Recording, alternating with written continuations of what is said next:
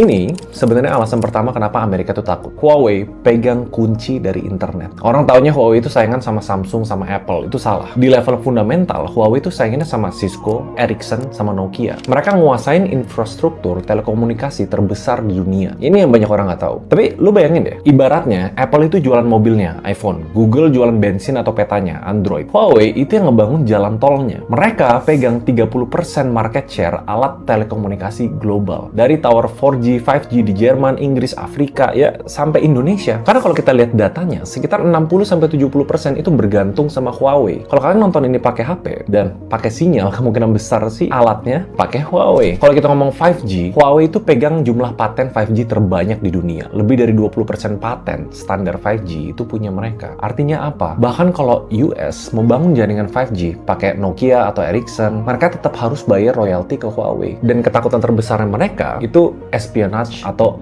mata-mata. Itu kan dari dulu klasik ya. Dari zaman TikTok, teman-teman. Nah, AS tuh paling proteksionis. Logikanya mereka gini, kalau Huawei pegang infrastrukturnya, Beijing atau China bisa kapan aja nyadap data di dunia atau bahkan mematikan internet negara lain. Walaupun, to be fair, sampai sekarang US tuh bisa ngasih bukti konkret kalau Huawei beneran nyadap. Cuma ini, di dunia geopolitik, capability is enough to trigger fear. Tidak melakukan, tapi bisa melakukan, itu udah menyeramkan. Dan di balik itu, bisa jadi satu perusahaan ini merubah tatanan dunia teknologi global. Nah, sebelum sana, kita pikir-pikir dulu ya, gimana caranya satu perusahaan punya kontrol infrastruktur segila itu, terus bisa tetap hidup padahal udah dihajar berkali-kali? Jawabannya tuh bukan di teknologi. Ini yang orang-orang bilang kenapa Huawei itu perusahaan yang tanda kutip berani mati. Rahasianya di mentalitas sama budaya perang di dalam Huawei sendiri. The wolf culture.